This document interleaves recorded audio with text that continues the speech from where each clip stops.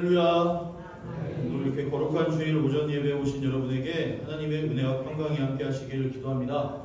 오늘은 본문 말씀을 중심으로 우리에게서 배워라는 주제로 말씀을 나누고자 합니다. 요즘 한국 축구 국가대표 감독 선임 문제로 언론이나 여론이 많이 좀 시끄럽습니다. 우리 성도님들 그렇게 크게 관심이 없으실지도 몰라요. 저는 이렇게 좀 스포츠에 관심이 있어가지고 그런 스포츠 기사들을 좀 이렇게 유심하게 보는데, 제가 지금 이렇게 몸이 좀 이렇게 좀 커져가지고 살도 찌고 이러지만은 제가 여기 대학생 때, 대학원 때까지만 해도 몸이 되게 이렇게 날씬하고, 안 믿으시죠? 안 믿으시는 눈빛으로 보시는데 날씬하고 운동도 곧잘 했습니다. 그러다 보니까 이렇게 저기 운동에 이렇게 관심이 좀 있는데, 이게 좀 여론이 좀 많이 시끄럽습니다. 감독 선임 문제로. 그 이유가 뭐냐면은 이 축구협회가 일을 못해요. 축구협회가 일을 너무 못해가지고, 이게 지금 감독이 그 전에 클린스만이 그만둔 지 5개월이나 지났는데도 아직까지도 제대로 감독 선임을 못하고 그러고 있다 보니까 좀 그런 이유도 있지만은, 그 이면에는 한국 축구를 좀 발전시키는 데 있어서 현대 축구의 전술을 따라가지 못하는 한국 지도자들보다는 좀 외국인 감독을 선임해서 유럽의 그런 어떤 선진 축구의 시스템을 한국에 도입했으면 하는 바람이 국내 축구인들 사이에 있었기 때문이다라는 것이죠. 그럼 여러분, 왜 선진 축구의 시스템을 한국에 도입하기를 그렇게 축구인들이 원할까요? 그 이유는 기초가 튼튼해야 강한 팀이 되기 때문이다라는 것이죠. 그러니까 옆나라 일본 같은 경우는 벌써 한 20-30년 전부터 해가지고 유소년부터 국가대표팀까지, 성인 국가대표팀까지 한 가지 전술을 가지고 이렇게 쭉 이어서 이렇게 연계돼가지고 오니까 이 일본은요 강할 수밖에 없어요. 일본이 뭐 월드컵에 나가서 16강 이상 올라가지 못한다 할지라도 그 일본은요 아시아에서는요 호랑이입니다. 우리나라가 축구로 호랑이 같지만 사실 우리나라가 호랑이가 아니에요. 이제 일본이 호랑이가 돼가지고 일본을 이길 수가 없는 그런 뭐 형편에 있는데, 그래서 기초를 좀 튼튼하게 세우려고 하기 때문에 그렇게 선진 축구를 좀 도입하려고 하는 것이죠. 근데 문제가 또 있어요. 우리나라는요 성적지상주의예요. 그래서 저희 형도 초등학교 때 한 1년 야구 선수 생활을 하긴 했는데 엄청나게 맞았습니다. 저희 형도. 결과를 안 내면 안 되니까 감독들도 어쨌든지 간에 그 감독직을 유지하고, 또 뭐 초등학교 감독은 중학교 감독은 고등학교는 뭐 실업팀이라든지 프로로 이렇게 가려면은 어떤 성적을 내야 되니까 엄청나게 막 아이들을 닥달을 하고 때리고 막 이러죠. 그래서 무조건 이기는 축구를 하려고 하다 보니까 이게 유럽보다는 기초를 중시하지 않는, 결과만 중시하는 그런 시스템이 되어버렸다라는 것입니다. 일례로 제가 중고등학교 시절에 뭐 선수 생활은 하지 않았지만은 농구 동아리에 들어가가지고, 학교마다 농구 동아리가 있잖아요. 그래서 거기 들어가가지고 활동을 한 적이 있는데, 먼저는 동네에서 농구를 좋아하는 사람들 몇 명이 모여서 팀을 이루고 그곳에 있는 사람들하고 막 시합을 하는 거니까, 시합을 하면은 이겨야 되니까 막 급급한 거죠. 이기기에 급급한 거예요. 그러니까 뭐 기본기라든지 아니면 어떤 전술이라든지 이런 것들을 체계적으로 배우지 못해서 기초가 부족했습니다. 근데 마침 군산시에 있는 그 연합농구 클럽에서 저보고 같이 좀 하자 하고 이렇게 제의가 들어가지고 들어갔는데, 갔더니 막 그 체계적으로 가르치고, 기본도 가르치고, 뭐 수비하는 거, 공격하는 거, 또 공격할 때는 또 어떤 전술을 써야 되고, 또 상대팀이 어떻게 전술이 나오면 우리는 그에 대해서 어떻게 대응을 해야 되고, 이런 것들을 정말 체계적으로 가르쳐 주는 거예요. 그러다 보니까 기본이 없다 보니까 엄청 혼나기도 하고, 또 얼차려를 받기도 하고, 시합 때는 제가 3점 슛을 쏘면 안 되는데 3점 슛을 쐈다고 시합 중인데 날라차기로 맞기도 했습니다. 근데 골이 또 들어갔어요. 문제는 들어가게 안 됩니다. 그래서 하여튼 그런 일도 있었고, 하여튼 엄청나게 그렇게 했습니다. 근데 그렇게 기초를 잘 배우고 다져놨더니 나중에 대학이나 대학원 가서도 사람들하고 이렇게 농구하면서 잘 어울리게 되고, 또 전도사로 사역을 할 때도 학생들이나 청년들하고 이렇게 농구하면서 사역을 좀 잘하게 되었습니다. 그래서 운동은 축구나 농구나 야구나 기초가 중요하고 처음부터 잘 배워야 하죠. 그런데 여러분들, 농구만 그렇습니까? 운동만 그렇습니까? 그렇지 않다라는 겁니다. 농사도 그렇다라는 거예요. 농사도 처음부터 아예 처음에 밭을 갈고 또 뭐 비료를 주고 하는 그런 모든 것들이 처음부터 잘 해야만 작물들이 잘 자라나게 된다라는 것이죠. 신앙도 마찬가지다라는 것입니다. 우리가 누구에게 어떤 신앙의 자세를 배워서 신앙생활하는지가 참으로 중요하다라는 겁니다. 그냥 맹목적으로 믿습니다. 아이고 그저 뭐 어떤 말씀이든 믿습니다만 하는 신앙은요, 결국 우리를 어떤 신앙으로 이끕니까? 기복신앙으로밖에 이끌지 않는다라는 거예요. 그러니까 하나님 앞에 복 주세요, 복 주세요 하는 신앙으로밖에 이어지지 않는다라는 것이죠. 근데 이는요, 무속신앙을 하는 것과는 별반 다른 게 없다라는 것입니다. 그렇기에 신앙생활도 잘 배워야 한다라는 것이죠. 이처럼 그리스도인이 올바른 그리스도인의 모습으로 신앙생활하기 위해서는 죽을 때까지, 우리가 하나님 앞에 불려갈 때까지, 아니면 예수님께서 재림하실 때까지 우리는 죽을 때까지 배워야 돼요. 왜냐하면 우리는 완성된 그리스도인이 아니고 완성을 향해 경주하고 있는 그리스도인들이기 때문이다라는 것이죠. 그래서 오늘 우리가 읽은 본문도 사도 바울이 뭐라고 말하고 있습니까? 좋은 신앙을 내가 너희들에게 본으로 보여줬다라고 말하고 있습니다. 오늘 본문 말씀 6절에 보면은 형제들아라고 시작하는데 이는 헬라어로 아델포스라고 하죠. 남성만 상징하는 단어가 아니다라고 말씀드렸습니다. 여성도 상징하는 단어로 형제들아라는 말은 곧 고린도 교회 모든 성도들을 부르는 말입니다. 그러니까 바울은 고린도 교회 성도들에게 자신과 아볼로가 본을 보였는데, 이 본을 보였다라는 말을 세번역 성경으로 보면은요, 적용하여 설명했다. 그러니까 내가 너희들에게 이 신앙이 뭔지를 잘 적용해서 설명을 해줬어 라고 나오는데, 어떤 것을 잘 적용해서 설명했다 라고 나옵니까? 오늘 6절에 보면은 기록된 말씀 밖으로 넘어가지 않는 것을 적용하여 본을 보였다 라고 말합니다. 그럼 여러분들 이 기록된 말씀은 무엇이겠습니까? 이에 대한 해석은요, 신학자들마다 각각 다 다르고요, 또 초대교회 교부들, 그러니까 12사도의 제자들도 이 기록된 말씀이라는 것을 다양하게 해석해서 정확하게 딱 꼬집어서 여러분들에게 말씀드리기가 어렵습니다. 그런데 그 중에서도 가장 힘을 받는 주장은 뭐냐면 바로 이 기록된 말씀이 구약 성경, 우리가 읽는 구약 성경이다라는 것이죠. 기록된 말씀이 구약 성경의 말씀이든 아니면 바울이 지금까지 기록해온 논증일 수도 있고, 또 당시 대중들의 뇌리에 잘 새겨진 격언이나 잠언 같은 것일 수도 있습니다. 그러나 이 말이 무엇을 나타내는지는 정말로 기록된 말씀 밖으로 넘어가지 않게 해야 된다라는 말씀이 우리에게 전하고자 하는 의미는 딱 하나입니까? 하나입니다. 무엇입니까? 선을 넘지 말라라는 거예요. 선을 넘지 말라. 어떤 선을 넘지 말라는 겁니까? 신앙생활을 할 때 선을 넘지 말라라는 거예요. 그것을 배우라는 말입니다. 그럼 여러분들, 바울은요, 무슨 선을 넘지 말라라고 말하는 것입니까? 바로 세속적 가치관으로 오만한 판단을 해서 사람을 구별하고 판단하지 말라라는 거예요. 즉 한마디로 너희들의 주제를 알라라는 겁니다. 야, 고린도 교회 성도들, 너희들 주제를 알아, 이 말입니다. 그리스도인으로서 자신의 위치를 깨달아서 선을 지키라라는 말씀이에요. 바울은요, 고린도전서 1장부터 4장까지 계속해서 교회 내에서 파당을 짓는 사람들을 책망하고 훈계하고 있습니다. 교회 내에서 파당을 짓는 사람들은요, 세속적 가치관으로 교회 지도자들을 판단하고 자신들의 코드에 맞으면 그들을 인정했고 코드에 맞지 않으면 비방하기에 바빴습니다. 당시 고린도 사람들은요, 인정받는 것을 중요하게 생각했기 때문에 사람들에게 인정받아 신분을 상승하기 위해서 서로 경쟁하는 그런 사회적 분위기였다고 합니다. 그런데 고린도 교회 성도들이요, 그런 사회적 분위기를 교회에 적용해서 지도자들을 판단하고 자신의 입맛대로 지도자를 선택해서 자신들의 신분을 교회 내에서 상승시키려고 했다라는 것이죠. 그러니까 여러분들, 실상 그들은 지도자를 따른 게 아니라 누구를 따랐습니까? 자신들의 욕망을 따랐다라는 거예요. 그래서 바울은 자신과 아볼로가 하나님의 종과 하나님의 비밀을 선포하는 관리인으로서 하나님의 종으로서 선을 넘지 않는 사역을 한 것처럼 너희들 또한 선을 넘어서 심판 자리에 앉지 말고 겸손히 하나님의 뜻을 이루며 신앙생활을 하라라는 그런 말씀입니다. 그러나 어떻습니까? 슬프게도 여전히 육적이고 여전히 어린아이인 고린도 성도들은요, 이 사도 바울과 아볼로의 가르침을 제대로 배우지 못했다라는 거예요.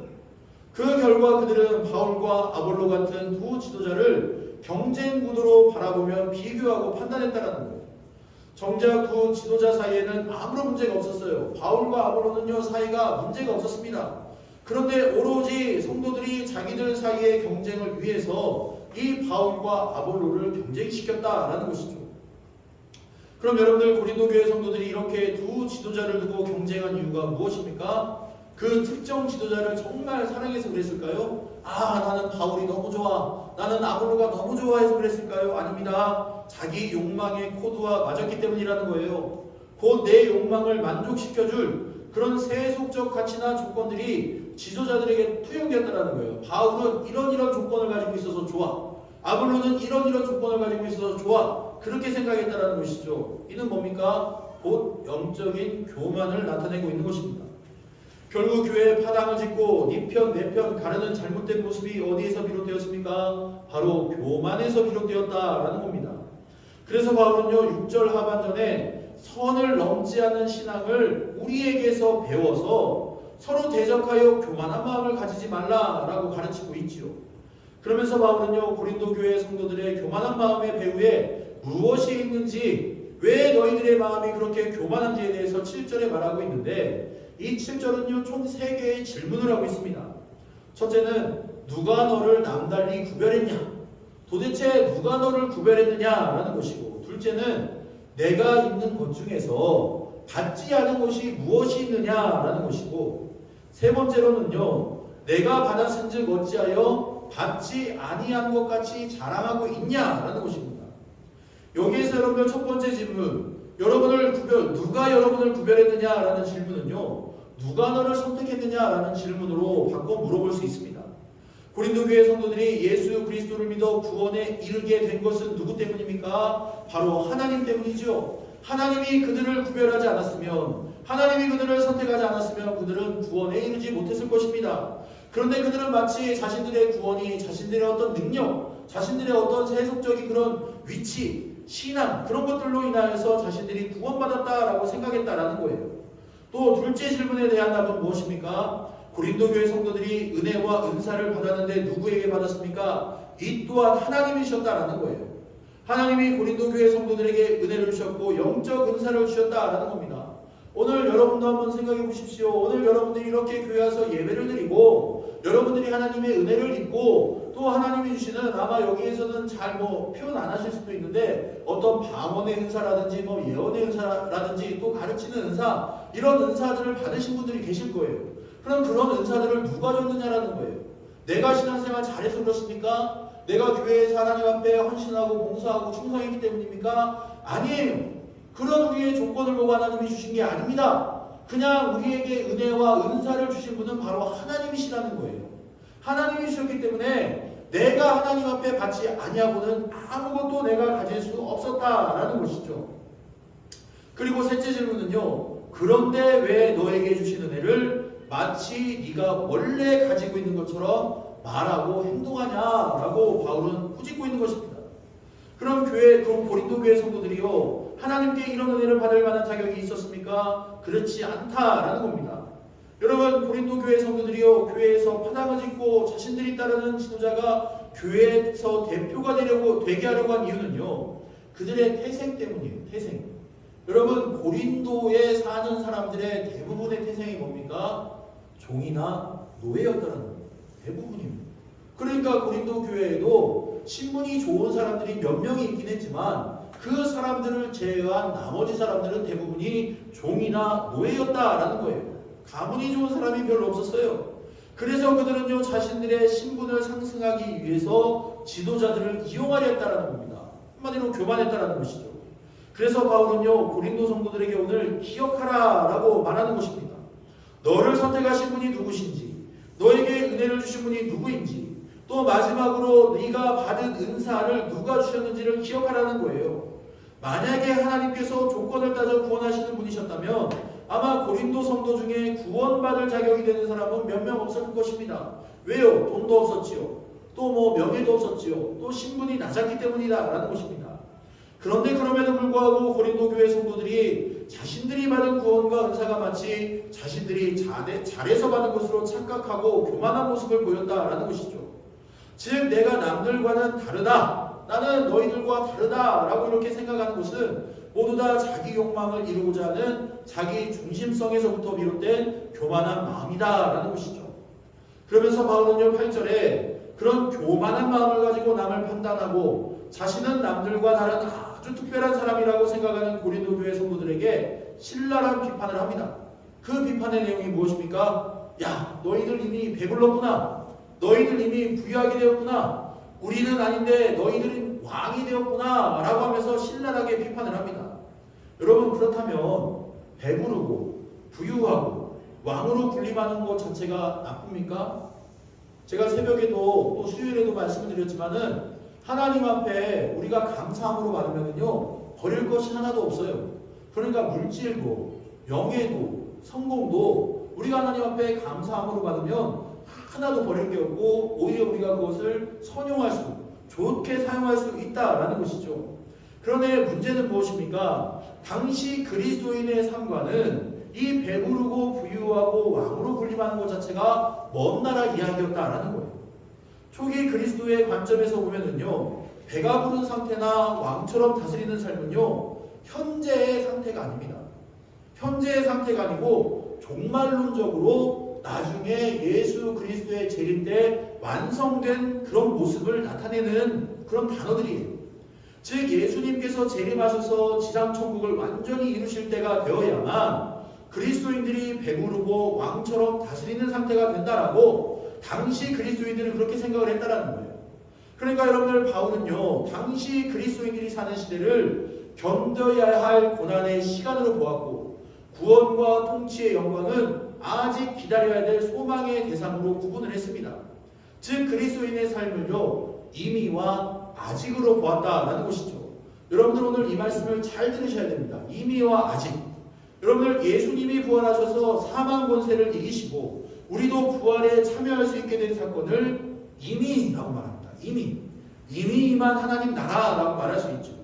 그러나 그리스도인의 삶은요 완전한 성화에 이르지 못하였기 때문에 아직 완전히 임하지 않은 하나님 나라를 우리는 아직이라고 하면서 살아가고 있는 거예요.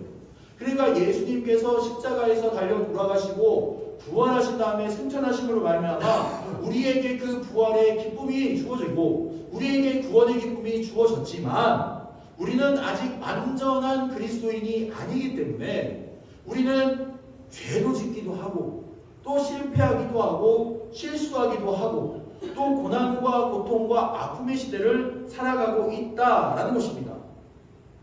그러나 여러분들, 그리스도인들에게 부활의 소망이 있기에 이 모든 환난과 고난을 우리는 믿음으로 견뎌내고 주님의 완성하실 하나님 나라를 소망하며 살아가는 것이죠.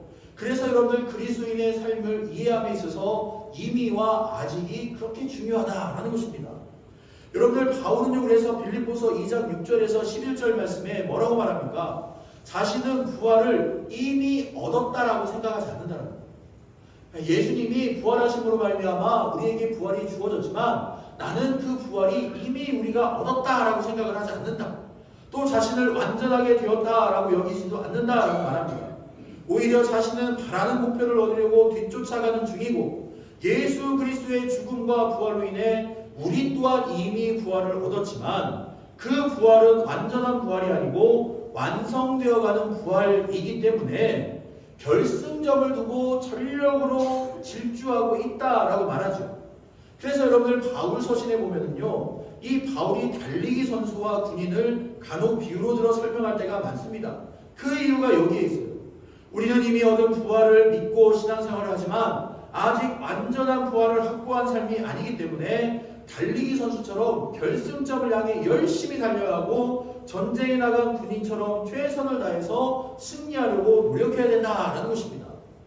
그런데 여러분, 고린도 교회 성도들은 신앙을 잘못 배워서 이미 배부르고 부유하고 왕이 되어 다스리는 사람들처럼 행동했다라는 거예요. 자신들이 마치 지금 완전한 그리스도인, 성화된 그리스도인처럼 그렇게 행동했다라는 것입니다. 그들을 사로잡은 포만감과 넉넉한 느낌은요 복음의 삶과는 무관한 세속적 욕망의 결과였어요. 스스로를 영적으로 여겼지만 실제로 그들의 마음을 접신 것은 성령의 은혜가 아니라 뭡니까? 세속적 가치관의 만족에서 흘러나오는 오염된 물이었다라는 겁니다. 세속적 조건이 주는 안락함과 평안함을 가지고 마치 자신들이 모든 것을 이루었고 이미 부유하고 평안하고 왕이 되었다라고 생각하고 있었다라는 거예요. 여러분, 우리도 이런 착각을 할 수 있다라는 겁니다.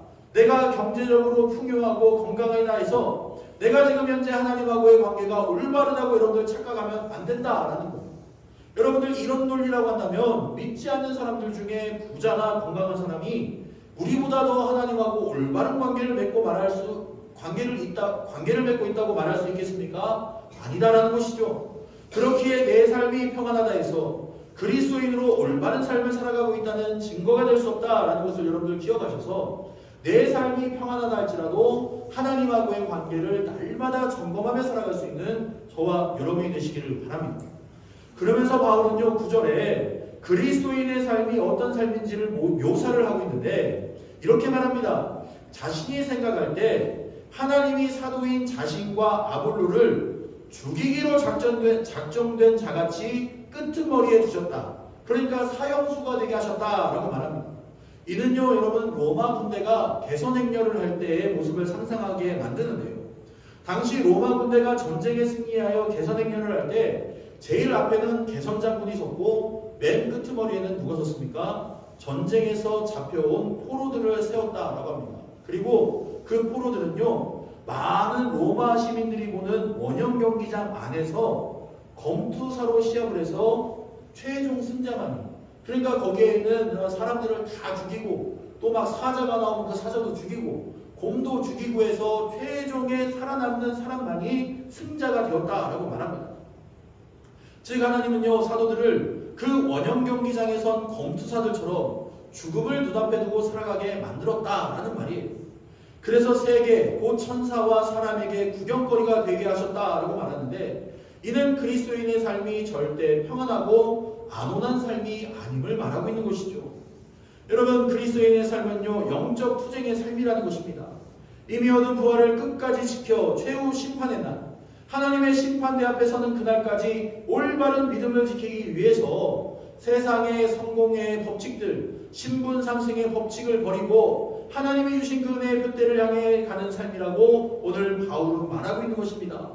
그러면은 그 그리스도인의 삶, 안온하지 않은, 그 완전하지 않은, 평안하지 않은 그 그리스도인의 삶은 어떤 삶입니까? 오늘 바울은 그 삶을 10절에서 13절까지 말하고 있는데요. 그 삶은 이런 삶이다라고 말합니다. 세상에서 성공하고 승리하는 강함이 아닌 섬김의 약함을 보여야 하고 이름을 드러내는 삶이 아닌 무명한 삶을 선택해야 한다라고 말하죠.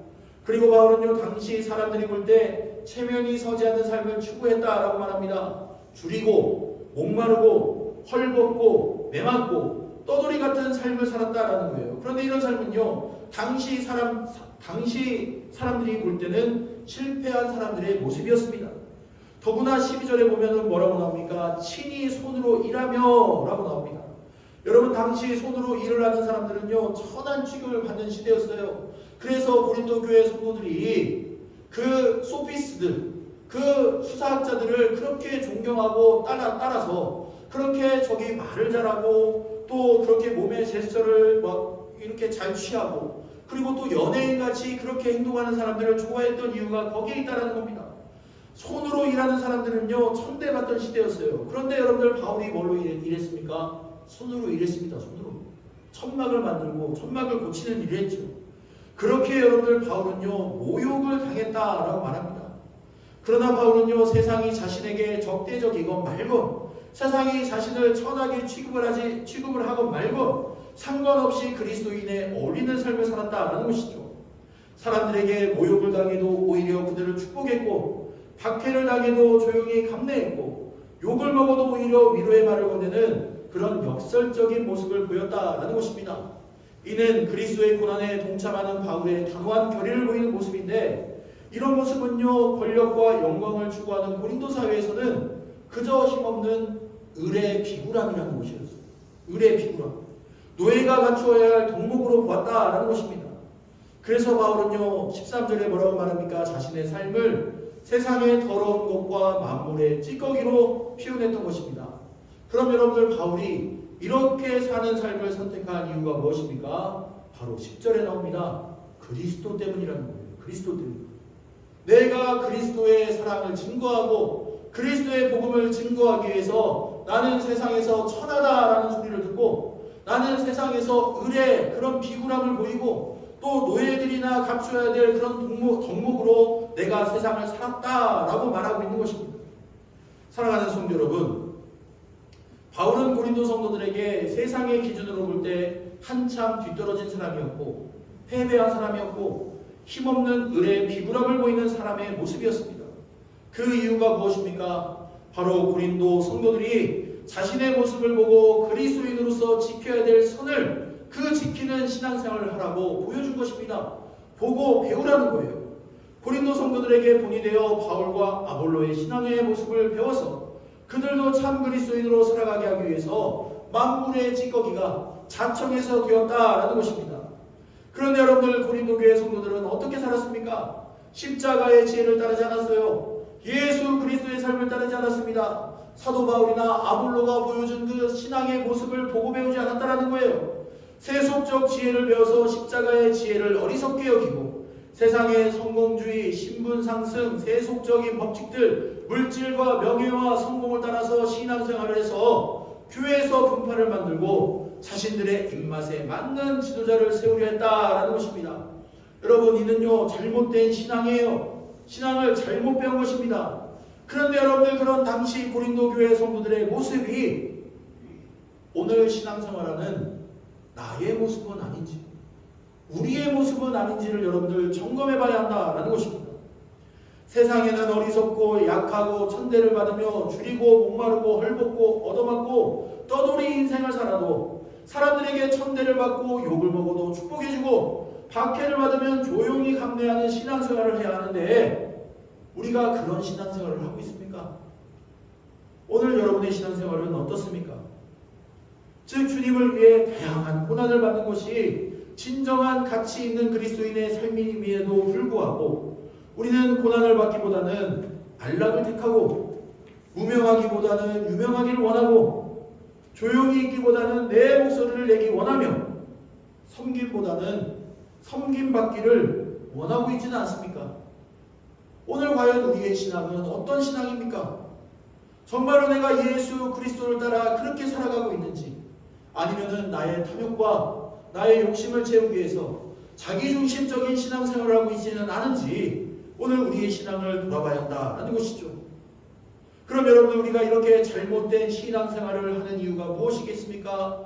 바로 자기중심성과 탐욕이 올바른 그리스도인의 삶을 살아가게 하기보다는 적당한 그리스도인의 삶, 이렇게 주일 예배 나오고 또 수요일날 예배 그냥 나오고 새벽 예배 나와서 예배 드리고 그냥 그렇게 적당한 그리스도인의 삶, 이렇게 예배만 드리면 되지 않은 그런 삶을 만들어내고 있다라는 얘기예요. 회색지대에 있는 그리스도인의 삶을 살아가게 만들고 있다라는 것입니다. 제가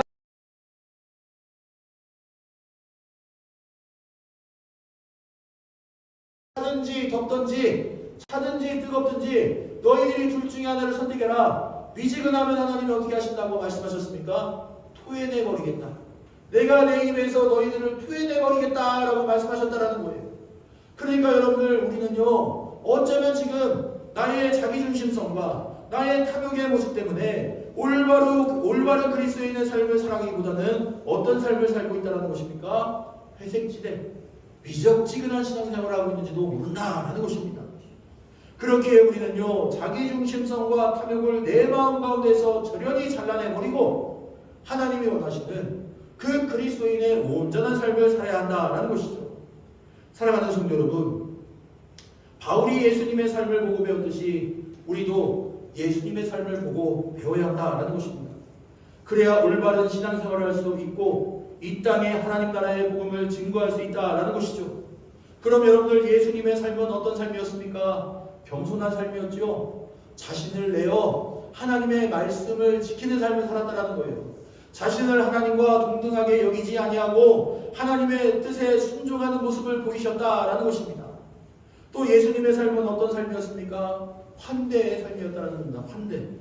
예수님은요 죄인이라고 구별하지 않았어요. 당시의 종교 지도자들은요, 당시의 권세 있는 사람들은요 죄인들과 함께하려 하지 않으셨어요. 그러나 예수님은 어떻게 하셨습니까? 창녀와 세리와 같은 죄인들의 친구가 되어주셨고, 정결한 자이든 부정한 자이든 가리지 아니하셨고, 부자든 가난한 자든 가리지 않으셨고 만나셨다라는 거예요. 어느 누구와도 친구가 되어주는 삶, 한마디로 환대의 삶을 살았다라는 겁니다. 그렇다면 여러분들, 우리의 삶이 어떠해야 되겠습니까? 예수님의 삶을 본받아 겸손하고 환대하는 삶이 되어야 한다라는 거예요. 나하고 성향이 맞는 사람, 내 말을 잘 들어주는 사람, 내 뜻에만 잘 동조해주는 사람하고만 내가 관계를 맺으며 살아가는 것이 아니라 하나님이 사랑하는 모든 사람을 사랑하며 살아야 된다는 거예요. 그래야 여러분들 땅끝까지 우리 주 예수 그리스도의 복음이 증거된다라는 것을 믿으시는 저와 여러분이 되시기를 바랍니다. 그렇다면 여러분들 땅끝은 어디입니까? 땅끝이 어디예요? 오늘 여러분들이 예배를 드리는 이 자리가 바로 땅끝입니다. 오늘 여러분들 이 예배 자리에 함께 예배 드리는 성도들을 우리가 환대해야 된다는 거예요. 겸손히 그들을 섬겨야 된다는 겁니다. 내가 교회에 나와서 목사라고 장로라고 교회 중직이라고 섬김을 받으려고 하는 것이 아니라 섬길 줄 아는 그런 그리스도인이 되어야 한다는 거예요.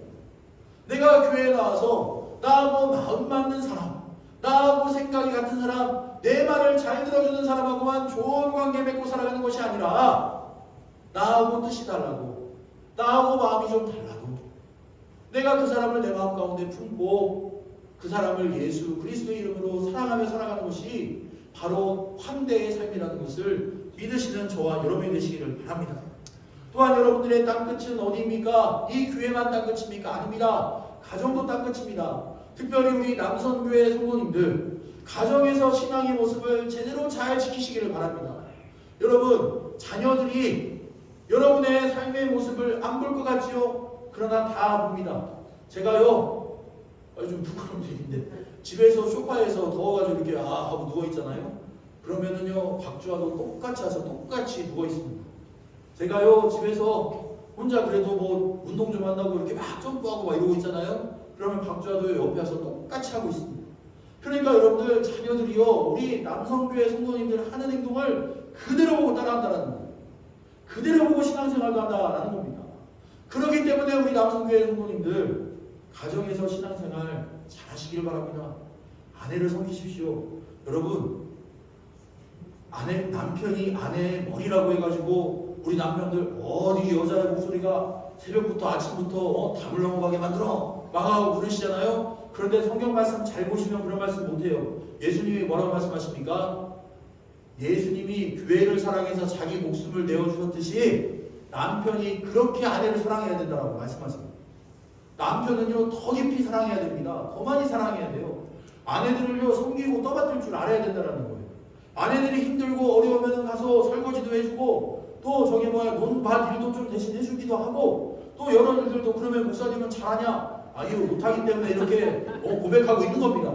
여러분 그러니까 우리 남성교회 성도님들 잘하셔야 돼요. 가정에서 여러분들이 신앙의 모범을 보여야만 이 가정이 나의 땅끝이다 라고 생각을 하고 신앙의 모습을 잘 보여야만 그곳에 하나님 나라의 복음이 온전히 세워지게 된다라는 거 믿으시는 우리 남성교회 성도님들 되시기를 바랍니다. 아멘 안 하시죠? 여성교회 성도님들만 아멘 하고 계세요. 지금 여성교회 성도님들이 하실 게 아니에요. 우리 남성교회 성도님들이 하셔야죠. 우리 남성교회 성도님들 꼭 그렇게 신앙생활을 잘 하시기를 바랍니다. 아멘. 사랑하는 성도 여러분 감사합니다. 예수님의 삶과 가르침을 배우시기를 바랍니다. 그래서 환대와 용서의 신앙생활을 하시기를 바랍니다. 하나님을 사랑하고 이웃을 사랑하는 마음을 품고 내가 살아갈 때 내가 참된 그리스도인으로서 내가 교회와 가정과 나의 일터에서 올바른 신앙생활을 하게 된다는 걸 여러분들 믿으시고 예수님의 삶과 가르침을 따라 그 가르침을 잘 배워서 땅끝에서 내가 서 있는 그곳에서 하나님 나라를 만들어갈 수 있는 저와 여러분이 되시기를 바랍니다. 여러분 우리 그리스도인들은요 우리 교회는요 이것 때문에 너무나 복잡해졌어요. 땅끝까지 이르러 내 증인이 되리라 라는 말씀 때문에 우리는 너무나 배척하고 우리는 너무나 사람들을 구별하고 편을 가르고 그렇게 살 때가 많다는 거예요. 저 사람은 구원받을 수 없어. 저 사람은 하나님 백성이 될 수 없어. 저런 사람이 어떻게 교회에 나와? 아니요. 그런 사람들이기 때문에 교회에 나와야 되는 겁니다.